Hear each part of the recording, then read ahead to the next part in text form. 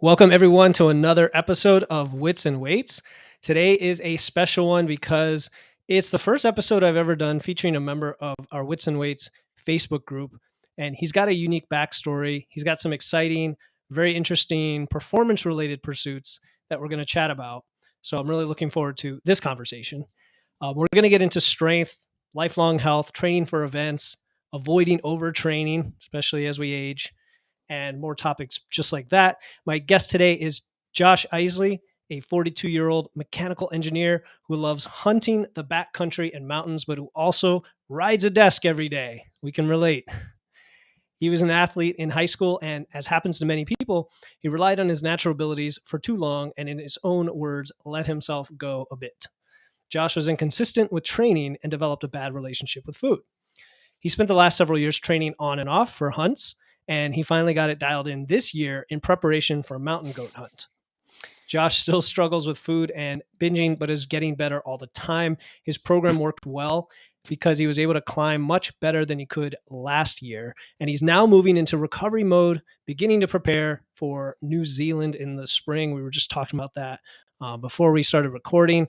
Josh, I appreciate you coming on the show, man. I'm excited to get into training, nutrition, whatever you want to talk about. Yeah, thanks for having me, Philip. I appreciate it. It's exciting. Yeah, it's very cool, man. So, in the intro, I mentioned how you're an engineer, 42 years old, by the way. You love the outdoors, you have a desk job, and I can relate. I'm also 42, also an engineering background, and I'm also at a desk most of the day. So, if you don't mind, just tell us a bit about what you do and maybe how you find time to go hunting and anything else about your background. Sure. Yeah. I mean, you said it in the intro, right? I was an athlete in high school. I've always enjoyed being active. I come from kind of an active family. My father was a good athlete as well, but kind of let things go after high school. I always loved hunting. And as I got older, found the mountains in the backcountry and really wanted to be able to do that. But I don't know if you ever tried to climb a mountain when you're not in shape, but you can't cheat the mountain. So I bet. there's only one way to do it, and that's to get in really good shape and be consistent with your training. So I started taking lunch breaks and running. Okay. My knees kind of got beat up, so then I would walk. I got a bike this year to try to limit the impact on my joints, and just made nutrition and weight training a focus of my life, and made it a priority, and started to build a discipline around that. I did a hunt last year in Colorado that was really high, and I really struggled. My joints hurt, my muscles ached. It was painful, and it was kind of a wake up call that as I get older, I'm not going to be able to rely on my natural talents and abilities, and I have to put in the effort and the work to keep doing the things I want to do as we age. Fair enough. Yeah. So when you started climbing years ago, I don't know how long ago that was, but you said you weren't really in shape and ready for it. And it sounds like you've pushed yourself over the years, even as you've tried to train and keep up with that, right? That Mhm. initial climbing, was that, are we talking rock climbing? Or are we talking just steep kind of hiking? Not just, I know it's a lot to hike a mountain for hours on end. What are we Right. talking about? Yeah, Yeah, no technical climbing. I don't have crampons or ropes and sure. carabiners and things. It's really just being able to move heavy weight over long distances for a long period of time. Off trail, being able to bend at the waist with 80 pounds on your back and go over deadfall. There's a lot of beetle kill in places like Idaho and Colorado, right? So it's these animals have been hunted extensively for a lot of years, and they live in some pretty nasty places now. So to be able to take 1,800 or 2,500 feet elevation changes, right? It's really just climbing up avalanche chutes, climbing around through timber, up and over scree slides, and things like that to get to where they are. Okay, and when you talk about carrying a lot of weight on your back and having to bend over, and I think of these, we focus a lot on functional movements when it comes to training, but then there are movements you need in real life that you don't necessarily use every day, but are specific to something like that, right? Like, so I'm thinking of a good morning, a barbell good morning is like that Yeah, movement, right? And not everybody yeah. trains that. Was as you found yourself getting a little bit more beat up from these more difficult climbs, what was the biggest factor you thought to yourself, I need to do better, or if I had done it over again, this is what I would focus on? Yeah, so that was the kind of the case last year. I struggled with a few things, and what I focused on in my training last winter and this through the summer, leading into this fall's hunt, was a lot of unilateral work, single leg stuff. Right, if you slip and fall, you're going to catch yourself with one leg. So a lot of unilateral work in the single leg deadlifts, single leg squats, step ups, step downs, Hmm. just things to be able to, and then mobility, Yeah. right? So even having the strength, but being able to have joint mobility, everything's uneven, rocky terrain, slippery terrain, and things like that. A lot of core work. I could use a lot more, but I Hmm. definitely tried to focus on my core. And then, as funny as it looked, I would take my backpack into the gym and I'd wear it while I'm working out. I would try to do things with that backpack to mimic that. It's hard to mimic that with free weights. So having that pack strapped on with a bag of sand in the back of it, walking up and down stairs on the stair climber, or up and over plyo boxes and things like that. Nice. So specificity, right, is what you're talking about. Is like just Yeah, do the movement you need to train for, as well as everything else. Unilateral movements. I think a lot of people, they're not a big fan of them in the gym, right? We focus so much on bilateral stuff, squats, deadlifts, yeah. but I mean, what would you say about those? Just for the general population, even if they don't have to do an event like that, is there value in doing those? I think so, right? I mean, it's not as impressive to the lady sitting across the gym when you're only moving, 40-pound dumbbells with unilateral movements. But I think that it's a novel stimulus for Hmm. a lot of people who haven't done it before. And then, you spend 12 weeks or 8 weeks on unilateral movement, and you go back to a standard squat or standard deadlift, and I think you'll see improvement. It helped my joints. A lot of times, my knees are pretty beat up, so my knees will hurt. But the more that I focus on really good form and technique and strengthening those muscles and making the muscles do the work, my joints feel better, and then I'm Awesome. able to move better when I'm back into heavyweight. Okay, now let's talk about mindset a bit because I know you said you were inconsistent with your training because you had some natural talents, and a lot of people struggle with that. A lot of people know what to do, they know how to do it even, they just don't do it and Yeah. rely a lot on willpower, which is a finite resource, or motivation, or hire somebody like me who's a coach to kind of give them it extrinsically. But why would you say that that's, motivation's not enough and we need to, I think you called it build the discipline when we were talking earlier about this. Yeah. Well, I'm just like most other people, right? I get really motivated in spurts. And so it's really easy to go to the gym when I don't have a deadline at work, or I don't have a date, or whatever else. My son doesn't need me for something. But I found that for me, what I needed to do was, it was just like I had to make it like brushing my teeth or cooking dinner or whatever else. It's what I did. And so there wasn't any excuse or any reason to say, well, I can't go. It's just, well, I do go. That's what I do. It's part of my day. It's in my calendar. For me, that's what it took. I Because love it. otherwise, It's the yeah. minute that I could find an excuse, I would. Yeah, so it's what you did. I mean, that's the classic line. It's what I did, like brushing your teeth. Yep. So- and you mentioned a calendar that you dropped a little hint about one of the ways you do it is you schedule it in or reminders on your phone. How do you do that? Um, yeah, I don't. I guess I don't have a real calendar that I put it in, but it's just in my head, in my calendar. The one Mhm, thing that I would do is block off an hour and a half at lunchtime.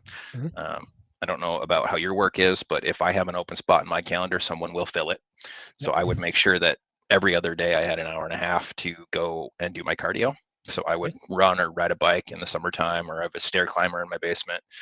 And that was my time. It's just, if I didn't do it at lunch, I didn't want to do it.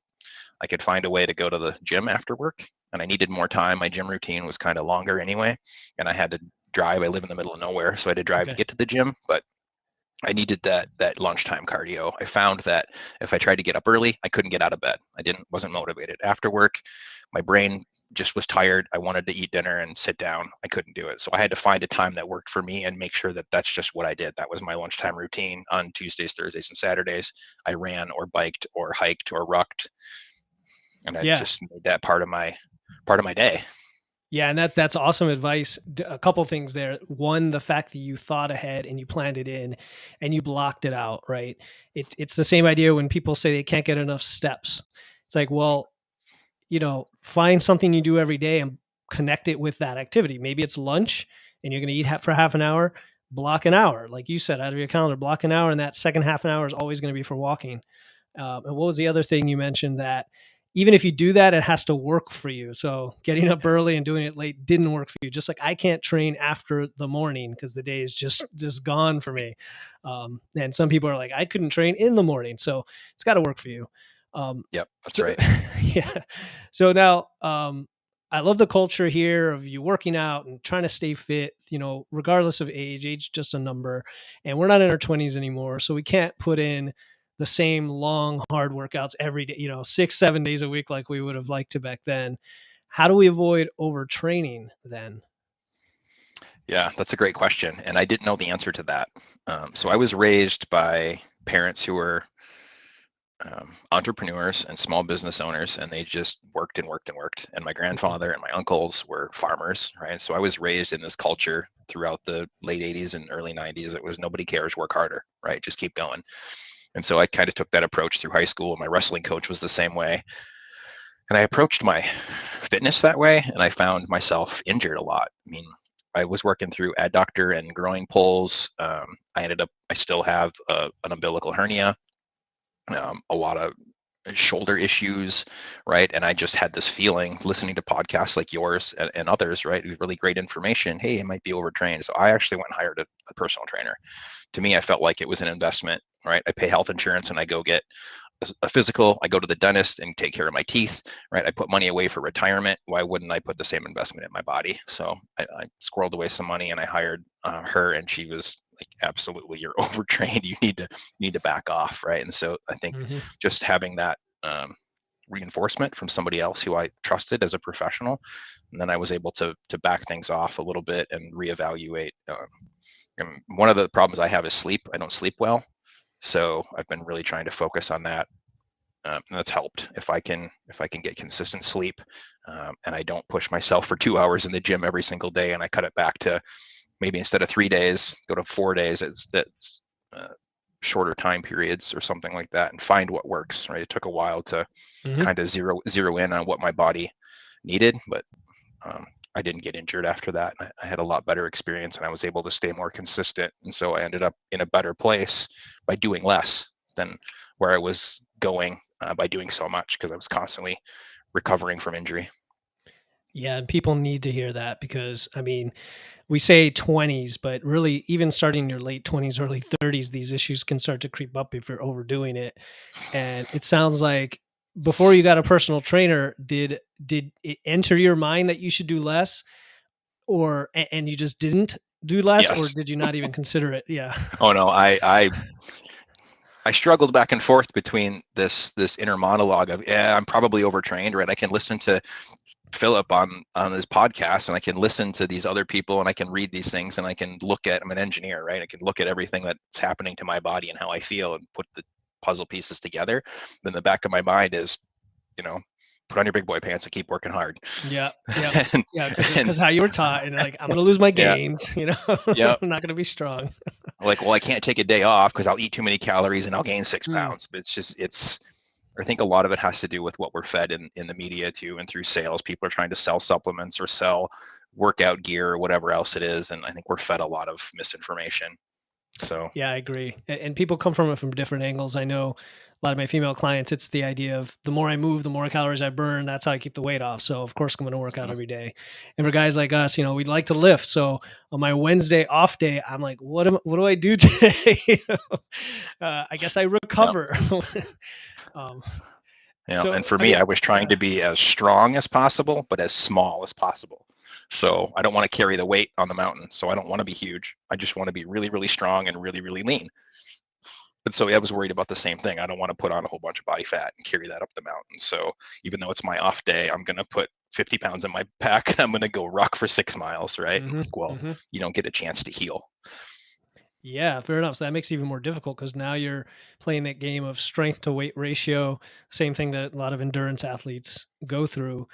I, You know, I guess I'm going to go off on a tangent there because I've worked with a few runners, and it's always a balance of how much lifting do we do versus training for your specific event, and balancing recovery as well. Because I would love for them to work 4 days a week and get super strong, but it's going to beat them up, and they're not going to be able to prep for the race, they're not going to get their miles in. So what do you think about that philosophy of training for that kind of event?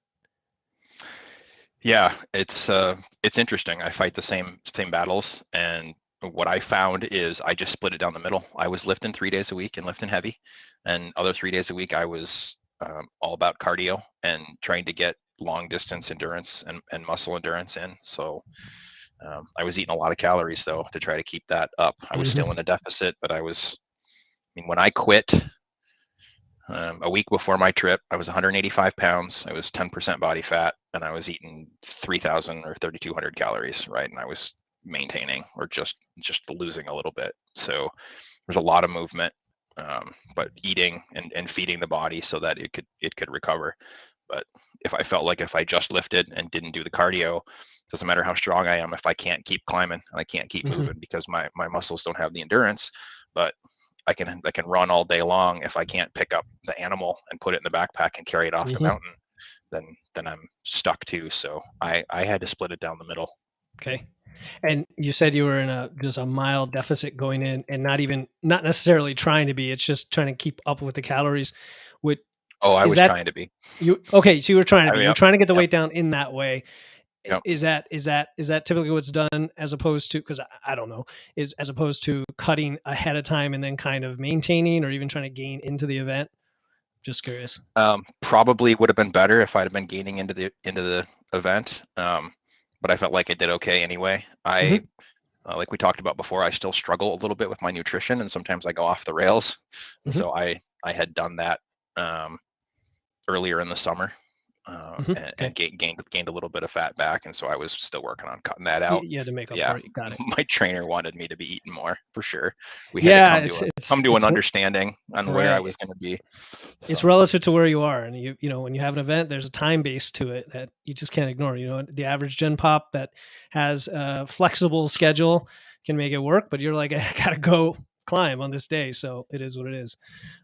That's reality. Okay, so continuing on with the training for old dudes, how do we minimize our impact on our joints? Because I'll tell you, I experienced this myself too. Just the joints are a little bit achy, a little more ailing as we get older. How do we minimize that? well, that's a great question. That's probably uh, your expertise. I can tell you what helps me. What I notice the most is definitely my nutrition. If I'm eating garbage, I feel like garbage, and the inflammation in my body and my joints hurt. Right? If I go out and have a pizza and a couple of beers and ice cream, Hmm. I'm gonna hurt the next day. I swell up, and it's a problem. So I really have to watch my nutrition. And then um, it's funny how little out of how do I want to put this? Just the smallest little difference in form and technique can have a big difference. And for me, just having a professional look at my lifts and critique my form and give me direction on what I should or shouldn't do. And when I was fighting through some of the shoulder issues, like what other exercises to do that can mimic the same CNS response, but not do the same damage to the joint was really Hmm. helpful to me. Yeah. So okay, there's a few concepts there that are gold, and I want the listener to get out of that. So, starting from the first thing you mentioned, nutrition, right? I talk a lot about the show about flexible dieting and how most types of foods can work within your diet, but at the same time, you have to go by how you feel and how your body responds. And what you just said was, if you eat certain things and they tend to be more processed or maybe higher sodium or what have you, it ramps up your inflammation. And I think people need to really think about their bodies and listen to it, and maybe even journal or document their biofeedback associated with their food to see if that affects them. Because yeah, you might be able to eat pizza within your macros, but if it beats up your joints, or if you have inflammation or an autoimmune disease, a lot of people have those now. Um, there's insulin sensitivity. There's all these things that come into play. So Yep. that's a good takeaway. The other one about form is also critical, right? Because people will complain about, my knees hurt and it's because I'm squatting. Well, it's probably because you're squatting wrong. And if you squatted right, that actually might make your knees feel really good. Or if your knees hurt and you don't squat, maybe starting to squat and doing it correctly could help your knees, right? So these Yep. are all really good concepts. I've learned that just in the last year or so, right? I avoided some things because my knees are so beat up. Mm, I'll likely need both my knees replaced, is what I'm being told now. But okay. the more I lift, and even the heavier I lift, the better I feel. I think it increases blood flow. It helps to lubricate your joints. I mean, I'm not an exercise scientist. I'm just an engineer. But anecdotally, what I have Yeah, but you're a found that mechanical when I engineer, so that's in your realm. yeah, yeah, right. It's like When hydraulics, you I know. yeah, a little bit, but I just know when I'm consistent and I continue to do it, I feel better. And so Mhm. I'd been taking some time off when I got back here, trying to recover a little bit. And I was in the gym yesterday for the first time after a few weeks off, and my joints are sore. They haven't been used that way in a while. Mhm. So it's going to take some time to get back into it. But now today I feel good. I feel better today than I have felt in a couple of weeks with recovery. And I think it's because I was in the gym and I was moving. The body at rest stays at rest. Body in motion stays in motion. So I think we got to For keep sure. keep doing it. It's hard to get that activation energy to get into it when we're used to sitting around, or it's easy to get comfortable being lazy. And I'm guilty of it for sure. But Mhm. I always seem to find that when I get back to it and I'm moving and moving some weight, I my mental and my physical health is better. Man, I totally agree with you. And for people listening, like once you get into it, that's the thing, getting that first habit going, you'll find that you might wake up and your wrists are sore and your knees are sore and you're just kind of achy, but it's the day that you work out, right? Mhm. And you got to get yourself in the gym and all of a sudden you feel great. And if you do that enough times, you kind of program yourself to know that that will come from that. Kind of makes it a little easier. But I agree with everything Josh is saying. I felt it. I've been there. Even this morning, it was just cold and achy, and went in and got it done, and you feel much Yeah. better. Um, And I think yeah. we gotta. There's sometimes I feel some stereotypes, and we feel like, well, Mm, I can't go in and I can't squat 300 pounds, so I don't want to go to the gym, right? I don't mm, want to be embarrassed or whatever. I just say go and do it. Right? I went in yesterday and I used a 50-pound kettlebell, and I did mhm. some squats with the kettlebell, and I did some deadlifts with the single kettlebell. Like I was moving no weight compared to what I normally move, and I did push-ups. Right, I Yep. just needed to get back into the routine.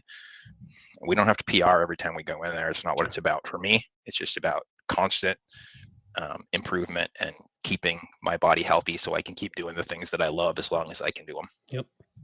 Yeah, and people don't realize how little activity it actually takes to maintain your strength. So even once you have your strength, you can go through periods like you're talking about where the reps, the intensity doesn't have to be nearly as high. You're not trying to PR all the time, and you're not going to lose all your gains. Yeah, I Now, think it's yeah, something ridiculously low, like 8% of the yeah, intensity or something to maintain. yeah. What 1/8? So what's that? That's about 8%, isn't it? 12, It's 12.5% 12%. would be Yeah, 1/8. Yeah. yeah, yeah. It's really low. And that could be like when people go on vacation, they say, I'm gonna be out for a week or two. Should I train? I'm gonna lose all my gains. The answer is you don't need to do anything for a week or two. Like you will not lose your gains in a week or two. Right. After Yeah. about 2 weeks, 2 to 4 weeks, it starts to decline. And something as light as band work, if you're on vacation, could be enough to keep it going. You know, as much as we love our big barbell movements and think that's the be all end all, there's more to it than that. Yeah. So, I have a bag of yeah. bands that I take with me when I travel for work. Yeah. Yeah, for sure. So I'm not sure if you know that I had back surgery, but I want to talk about injury here. I had a microdiscectomy last year, uh, back surgery on my lower spine, and then an emergency appendectomy 2 months later. Ooh. Um, but I found that inherent base of strength developed over the years made the recovery pretty fast and easy, and I could get back to training. But everybody has a different situation in terms of what interrupts their training, right? Injuries, maybe anxiety or depression, things like that. Have you dealt with setbacks like that? And then how did you deal with those? Yeah, I haven't had any major surgeries like that in a long time. I had a knee surgery back in high school. And of course, I was 16, so I healed quickly. Mhm. Um, Mostly it's been nagging things, right? Nagging muscle pulls, things like that I've worked through. I do have some baseline anxiety issues. My whole family has really bad anxiety. Um, I'm not medicated. I'm able to manage it pretty well, but exercise is a big part of it. I do find myself, especially this time of year when it's starting to get darker, um, we're about to change from daylight savings to standard time here in Wisconsin, where I'm at. It's going to start getting dark at 4:30. Hmm. So I've traditionally found that that's a problem. Okay. And for me, the way I work through it is just cognitively, right? There's things like CBT, cognitive behavioral therapy issues that you can read about and just talk through it. And I know that when it starts happening, I need to exercise because it makes me feel better. Even if I don't want to do it, if I've built that discipline and it's part of what I do, then it's just like going to work on Monday. Nobody wants to go, but it's what we do, so we do it. Hmm. And I Hmm. don't want to go to the gym because I'm feeling sad or I'm anxious about work or whatever other thing. Well, too bad. That's what I do. So I go and it makes me feel better and it pulls me out of it. So to me, it's just about building the discipline and making it rather than trying to force it into something it's not, I make it fit my life. Right. So Yeah, and that's amazing that it helps with the depression or the anxiety. Is that physiological, or is it the fact that you're doing something you enjoy doing, or is it a little of both? that's for somebody a lot smarter Yeah, than me okay. to say. I don't know. You just know it I just works. All right. I just know it works. I mean, there's Point us to studies the about studies, Josh. yeah, I'm sure there are studies out there. I don't know them and uh, Yeah. couldn't cite them, but um, it's amazing. And the other thing too is just being outside, right? If I live out here on 40 acres and I have a little bit of land where I bow hunt Mm. too, so I'll just go out and sit in my stand and just being outside in nature and getting fresh air during the time of year when it's hard to get outside and get sunlight also really helps me. Um, one of the major indicators of depression is the lack of desire to do the things that we normally would love to do. Mm. And so the way that I work through that is, well, even though I don't feel like I want to do it, I know that's what I want to do. So I'm going to Interesting. force myself to go and I'm going to go sit out there and I'm going to do it in baby steps. Things like, well, I don't really want to go for a walk, but I'm just going to put on my shoes. And if you put on your shoes and you tie them and you lace them up, you're probably going to go for the walk, Hmm. right? So it's don't eat the elephant in one bite, right? Just start with, okay, put your shoes on. Even if you don't go, walk around the house with your shoes on, maybe vacuum or do something, and then the next day put your shoes on and go to get the newspaper and work your way into it. But don't give up. I mean, it's a digital society, and sometimes we think in black and white and ones and zeros, and it doesn't have to be that way. If you start feeling, for myself, when I start feeling that way and I don't want to go, or maybe I haven't gone in 2 weeks, like, well, I haven't gone in 2 weeks, it's all over. I'm just going to let myself go. Doesn't have to be that way, right? You can say, well, I've let myself go for 2 weeks or 3 weeks or a month or 6 months, whatever it is. Today is a new day and you can start over. You can fix your nutrition, you can put on your shoes, you can go to the gym. Even if you just go to the gym and sit on the bench, just go there, get in the space, sit on the bench, maybe walk around and look. It starts that building of a practice. Dude, you're inspiring. I'm glad we have you on here. I hope everybody who's listening is like, I don't know if they're driving to the gym right now or they're at home or whatever. Just take that step. Today's Yep. always a new day. Who cares what happened yesterday? I mean, same thing with nutrition. It's like, yeah, you ate yesterday or ate way more than you intended to. You're not trying to make it up or screw up with your plan today. Just start the new day and do it again. Yep. Perfect advice. That's so good. And Man, I fight that yeah. battle all the time. I mean, Yeah. I'm fighting it right now. When I got back from my trip, I have not been eating well. Mhm. I went to the grocery store. I've just had enough, and I went to the grocery store and bought healthy food, and I made a good meal today. And you just start over. Yep. Just That's it. keep after it. Just don't give up. Yep. Throw away the what the hell mentality and, take the step forward. It's a long view, right? It's an infinite game. We try to stay healthy as long as we can. So while we have short-term goals, or I have short-term goals in between, it's also ultimately I want to be healthy into my 80s, Yep. and so I can't get there if every time I have an ice cream cone or I drink too many beers and I'm like just throw it away and it's all gone, right? Exactly. Which is it's easy mentality to slip into, Hmm. and it's taken me a lot of years to come to that realization. But I think that's what works for me or has been working. Give yourself some grace, right? I mean, we're not Hmm. perfect. For sure. Some grace, some self love. And, it might be relying on these systems we've been talking about. It might be taking a step each day. It might be your support structure, somebody in your life that can support you. Lots of ways to get there, but get there. Really good message. You know, Yeah. that's a really, I don't mean to go on a tangent, but that's a really good point you just brought up. And it made me think of something. If you don't mind me just sharing a Sure. story. Please.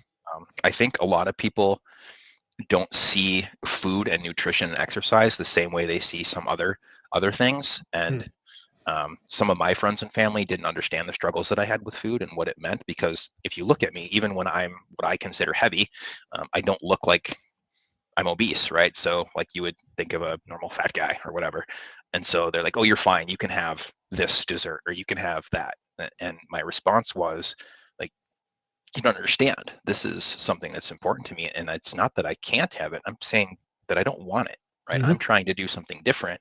And what I need from you is that support and that understanding, right? You can do whatever you'd like and put whatever you want in your body, but I'm asking you to respect my decision. And if I say I don't want it, say, okay, no problem. Is there something else we can get you? Or how can we support you, right? As my friend and my family, you would do that for an alcoholic or somebody struggling with drugs or depression or having trouble with a relationship, right? You wouldn't say, oh, it's fine, just go date someone else. You'd say, how can I support you going through this? And it's the same thing, but I don't think that a lot of people see nutrition and exercise the same way, and I feel like it's the same.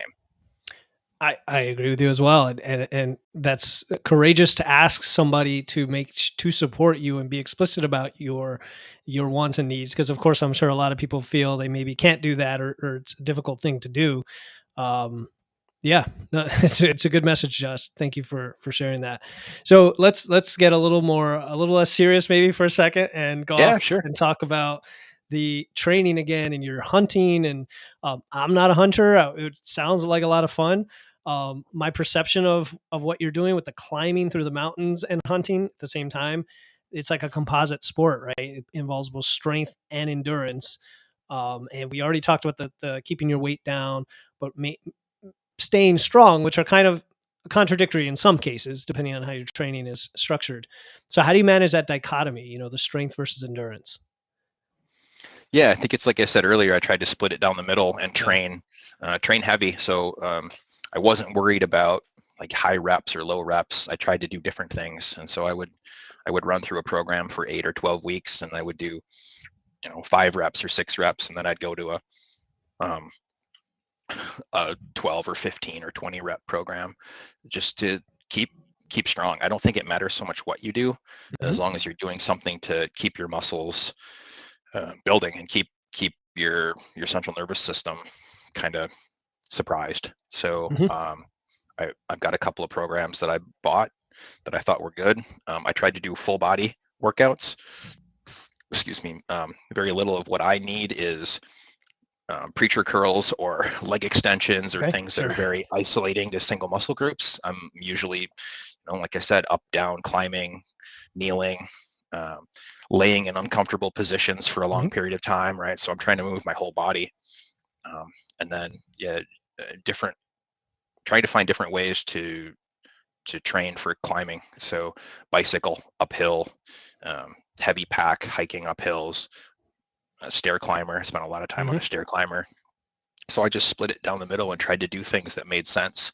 I would put on my pack and go out in public land and just go for a long hike. Try to, if you want to Cool. shoot free throws, you practice shooting free throws. I wanted to hike, so I practiced hiking with a heavy pack on. So that's strength and endurance both. Yeah. Okay. And there's some concepts in there that are rock solid that people need to understand. One being specificity, which we alluded to before, and you just said it there. If you want to get good at something, do that thing. So, if you want to get Yep. good at squats, do the squats. Um, and then the other is the periodization, right? We do it with nutrition and we do it with training.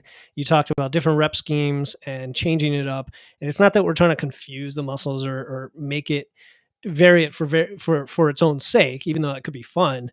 It's You're trying to be well rounded, right? You're trying to hit everything, support everything. You don't want to overtrain. There's a lot of good reasons for that. Yeah, and for me, as I pushed in the lower rep ranges and started getting heavier and heavier, I worried about my hernia a little bit. Mm. I worried about injury a little bit. So when I started getting up into, I think I one rep maxed like 400-pound deadlift, and I'm like, well, I don't need to pick up 400 pounds, so I'm going to start doing higher reps and lower weights. There's less chance of me getting injured. It's something I haven't done for a while. It's something different, and so I Sure. transitioned into that for the 8 weeks before my trip. Yeah, and that's a priority for you. Somebody who's going to go to a powerlifting meet, they've got to get their one RM deadlift up, but that's not Yep. a priority for you. So it makes perfect sense. Right. Now you mentioned you dialed in your training for the mountain goat hunt earlier Yep. this year in British Columbia. I'm telling my wife and kids about that. I think it's so cool. Mountain goat gun. That's it's just That a was unique great fun. thing, and it sounds really challenging. It sounds fun because I just from what I've seen from mountain goats on any nature show, I know they could like scale the sides of cliffs and whatnot. So tell us about preparing for that event and how balancing that with longevity and everything we talked about. How you did that for these events in general and for that event specifically. Yeah, so I focused a lot on climbing, and what I found is that Okay. coming down sometimes is harder than going up, and it's Mm, hard to train. It's hard to train that going down part. So for this hunt, I was in the Canadian Rockies, and I was carrying maybe 35 pounds on my back most days. Right, water, some food, some clothes. We weren't carrying camp in, so it was just hiking up every day. But it was 4,000 feet of elevation gain up every day from wow. where we stopped, climbing up through avalanche chutes and on trails and up creeks to get up to where the goats live, which is way up above timberline up in the rocks, like you were saying. And so I had focused a lot on training for the climb because I had such a hard time climbing previously. But what I'm finding is that I need to find a better way to train for the descent, Okay. right? And that concentric part with the heavy load and slippery and uneven terrain, that really pounded my joints and my quads pretty hard and my hips. So that's something I'm still searching for. I was thinking about how to create a treadmill that ran Interesting. backwards and I could point downhill and go downhill with. Yeah, right. Because you think of like your shins and your knees and the things that kind of get pounded even when you're just going for a hike and you're coming down the mountain. It's Yeah, a very different movement pattern. That is interesting, right? Do they have are there specialized movements that are loaded I that you mean, found? I do step ups and then I step off. So I'll put several benches or plyo boxes together in a row, and I'll step up, step down, step up, step down, and go Interesting. across them. But I can't get the same as like putting a treadmill or a stair climber up and going for an hour or an hour and a half, right? I Right. mean, when I came down with my goat, I shot a really nice 7-year-old Billy goat this year. He probably weighed 250 pounds.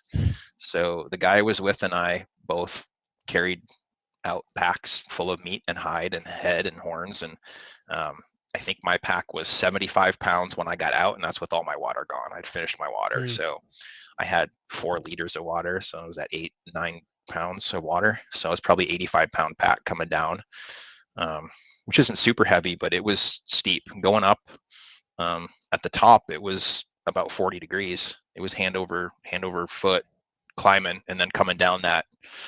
Um, Gravity just keeps pulling. It never stops. So wow. That's it was impressive, a, it man. I mean, was a it's, four and a half yeah, hour. It was a 4.5 hour hike down the mountain with the goat. I think got it it. took us about 5 to climb up there, And and then we were and up you did up there that for a while. and that's with the goat. And then you said each day you would also go up whether you had a kill or not. Obviously, you're going up and Right. down multiple days. Yeah. So now and then you have another hunt coming up in New Zealand, and you mentioned kind of moving into recovery mode, and now you take lessons from each of these hunts, I'm sure, to improve your training each time. But you're also getting older, right? Everything's getting more beat up. So what does that Yep. look like in preparation for the spring hunt? Yeah. So my plan this winter is to put on some muscle and gain a little bit of Cool. weight and just get my engine kind of revved up, um, to build some strength so that I can cut. I'm going to cut back again. Um, I like cutting into the event so Hmm. that like the week before I can start eating more. Um, Maybe that's not for everybody, but that seems to work well for me. So my plan this winter is to build and try to Hmm. build some more muscle. Um, I'm already up to 210 pounds, so I put that weight back on pretty fast. Hmm. Um, I'd like to put on 5 or 6 pounds of muscle if I can, and I'm sure that'll come with plenty of body fat. And then yeah, I'm gonna try to figure out a way to train the the descent a little better, and keep after my climbing. I really felt good to be able to climb. I carried a lot more weight and I was able to just go up, up, up, up, and I didn't get tired. And so that Cool. was the first time I've had that, and that felt good. So probably do a lot of the same things I've been doing. Try to find a way to add in some descent training, even if that's just finding a hill out here Mhm. that I can walk up and walk down, over and over again. Yeah, you could go on the bleachers, Rocky style, up and Hmm. down. And for people listening, what you just said, the how you felt it was easier after you had done that training to go up this next time. And for anybody listening, you don't have to be a mountain goat climber to get that same benefit from training. I mean, I've had clients who are in their 60s, never trained before, and they say, "Hey, I went to a football game and actually wasn't out of breath, going up the bleachers." And it's all relative to you, and I think that's the value of what we do. So you mentioned nutrition a little. I want to get into that because that is also my space here. I know you said you had a bad relationship with food and struggle with the urge to binge. What strategies have you developed? Because now you're obviously dialing in and you're cutting, you're bulking, you're doing what you need to time with your training, and you have some what seems like good control over that or better control. How have you gotten there? Yeah, it depends on the day. Sure. Um, to me, it's really all mental. To me, it's all mental, right? If I Hmm. get a craving, I mean, I've got some strategies, but I cave often, right? Hmm. I just do. I was raised on bar food and eating ice cream every night before bed, right? Just like most of us, and sugar Mm. cereal and everything else, right? So I've got a couple of tricks, right? I try to keep a lot of healthy choices around. If my refrigerator's empty, I'm gonna go down the street to the bar and get a burger, right? It's easy, and so if I can make it convenient for me to eat healthy, I do a better job. If I have food, if I meal prep, if I spend a couple hours on Sunday or whatever making meals, or I put a roast in and I have a roast and I have 8 sweet potatoes already cooked, right? It's easy to grab them and throw them in the microwave and make a good choice. So Hmm. I had to come to terms with the fact that I'm lazy and I'm going to make a lazy choice sometimes. So I need to have things available that are easy for me. That You were definitely speaking my helps. language, Josh. You're speaking my language. I remember telling people years ago, they're like, why do you strength train? I'm like, I'm lazy. This is the laziest, most effective way to train that I've Yeah. ever found. I get to go 3 days a week and take a bunch of rest time between sets. And you're over there on the cardio. I'm lazy. It's kind of it's a self-deprecating kind of thing, but there's some truth to that. And the common theme of what you just said, and people need to hear this, is mindset and planning. And they're actually two halves of the same thing, because the reason you plan and think ahead and meal prep and so on is to take out the mind later on, right? To take out the decision making and emotion as much as you can. I mean, if you go out to dinner and there's a buffet and there's some amazing food that you just can't help, it's going to be tougher, right? But the planning is the key. So Yeah. yeah, it's great. I think understanding your brain or your body or whatever's controlling your desire, right? So I know people who can go out to dinner and they're like, well, I want dessert. And so, excuse me, they can have like one piece of pie or they can have, a Mm, handful of chocolate chips and they're mm, fine. If I eat a handful of chocolate chips, I'm going to eat 6,000 calories. There's just no two ways about it. So when I'm training, I have to get rid of all that stuff. I can't go. I yeah. can't do it. And that's just what I found about me. I'm an all or nothing kind of guy, Mhm. Yep. right? And so that's just what I've had to figure out, and so that's where I struggle with the binging, right? Because once I let go, I might eat 10 or 12,000 calories in a day. If I start in the morning Sure. with pancakes and syrup, I have a hard time reining that in. So Yep.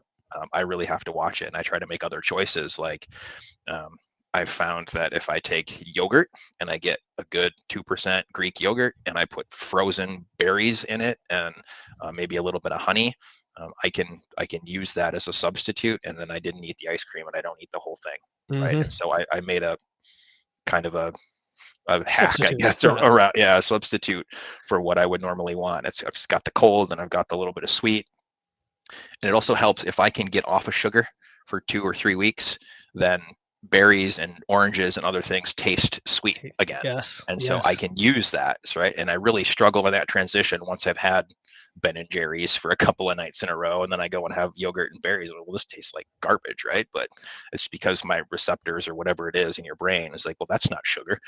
So it just takes a little bit of time, and then I get back into it. That is so true. Desensitizing yourself is actually a really good strategy. I mean, we talk about that with clients all the time, of substituting, because if you just try to cut things out, let's be honest, you try to cut things out, you're going to be tempted, right? Hmm. And I like how you control your environment by cutting them out of your house. That doesn't mean, hey, if you really, really, really want ice cream, okay, we're going to go drive to the high quality ice cream stand with the mom and pop flavors you can't get anywhere else. We're going to enjoy the experience. We're going to have our ice cream, maybe. I mean, Yep. maybe you're the type you do that and then you're going to go buy 10 gallons of ice cream. I don't know, but everybody's different. But you've got so many golden statements in what you said that people can take, and not every technique has to be used by everybody, Right. but three or four of the things you mentioned are going to be key. Controlling your environment, um, substituting. I think didn't that really start back in, like, I don't know, maybe it was before paleo, but I feel like they came out with all the cookbooks where they had substitute for everything that could, baked good, Yeah. right? They had like a Black paleo bean version. brownies Yeah, and yeah. exactly. Right. Actually, even my wife, when we first met, I was very picky. I didn't eat any vegetables. I very few, unless you count corn and potatoes as And I vegetables, was in which the same boat 20 years ago. Yep. And you know what she did? She bought a book by Jerry Seinfeld's wife that was written for for mothers to make food for their kids and sneak vegetables in, Yeah. to delicious things. So she would put spinach in brownies and kidney Yeah. beans in mac and cheese, and got me to eat vegetables over time. So we can sort of fool ourselves until it becomes the norm, and Yep. then that's what we eat. Good stuff, man. What else? I guess we've covered a lot. Is there anything else you want to cover that I didn't bring up? No, I mean, I guess for people listening, like even if you're not a hunter, right? Anything you want to do, and it can be as big as climbing a mountain, right? I climbed Kilimanjaro, and that was a great experience. Or it can be as every day as I want to be able to, walk my grandson down the aisle, and I couldn't walk before, Mm. right? Or I struggled with being able to stand for long periods of time, right? I think anything that brings value to our life can be enhanced if we are stronger. I think just moving our bodies um, helps with our mental health. It helps with our physical health. It helps stave off injury and disease. I mean, I'm not a doctor, but I've seen it time and again. Those of my friends and people I know who are constantly active just have, I think, a fuller and richer life. And Hmm. and ultimately, in my view, anyway, we're only here for a short period of time. Might as well enjoy it. Do what we can to enjoy it, right? And so, the more we can move and feel strong and feel grounded, the better we can enjoy the time that we're here. Awesome, man. I couldn't say it better myself. I do want to reiterate what you just said, though, that we might as well enjoy it, because I think a lot of people think of fitness and nutrition as some sort of sacrifice or difficult thing that makes your life less enjoyable. And what you just suggested is doing those things allows you to enjoy your life for longer and do the things you want to do. Yeah, and find something you do like, right? If you don't like to lift weights, but you love to run, well, There then you I go. guess run, right? But or go outside and pick your child up or your grandchild up and go for a walk, carrying your kid. There you go. Just go out with the dogs and Child rocking. throw something, right? Yep. Have just exercise and moving and being out and being part of the world. Yep. All right. Well, we couldn't agree more, and this was an awesome conversation. Thanks for coming on, Josh. One of my best guests, because you just covered everything, and it was from your personal experience. No, I'm serious. I think people listening can relate, because people struggle with this stuff all the time. And I think you had a lot of really cool things. People are going to probably listen to this again and try to really tease out what can help them. So this was fun. I'm grateful you took the time to come on the show and talk about your experience. No, thanks for so much for having me. I appreciate it. You're doing great work, and a lot of stuff that I did I pulled out of your podcast. So thanks for all your help. Absolutely. More to come.